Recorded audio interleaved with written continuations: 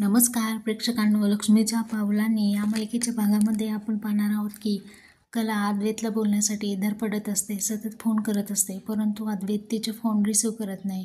कारण कलाचे येणारे सर्व फोन ही सरोज कट करत असते आणि यावरतीच कला चिडलेली असते व ती चिडून म्हणते की चांदेकरांच्या नावातच फक्त कर आहे. करत तर हा काहीच नाही. एक फोन नाही केला सकाळपासून.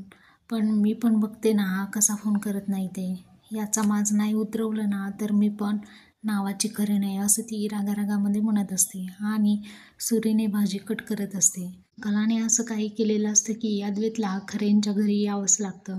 तर अद्वैत हा खरेंकडे आलेला असतो. मग कलाचे बाबा म्हणतात, काय झालं जावई बापू? इतक्यात कला मोठ्या मोठ्याने हसत असते. हे पाहून चांदेकरला तर खूपच राग येतो. मग तो तिथून निघून बाहेर येतो आणि मग कलाही त्याच्या मागे मागे धावत येते. अरे चांदेकर थांब ना, चांदेकर. अद्वैत हा खूप रागात असतो. कला म्हणते, चांदेकर थांब ना, अरे ऐकून तर घे ना माझं, प्लीज चिडू नकोस ना. सॉरी असेल कला म्हणत असते, परंतु अद्वैत तिचं काहीच ऐकत नाहीये. इकडे मात्र सरोज अद्वैतची वाट पाहत असते. हा एवढ्या घाईमध्ये कुठे गेला? इतक्यात अद्वैत घरी येतो. सरोज म्हणते, कुठे गेला होतास? अद्वैत म्हणतो की मी घरीच होतो. ऑन द वे असताना मला खरेचे काही व्हॉइस नोट्स आले. मग पुढे सरोज म्हणते की मग काय झालं मग? अद्वैत म्हणतो, अगं काही नाही आई, तिने मस्करी करत होती.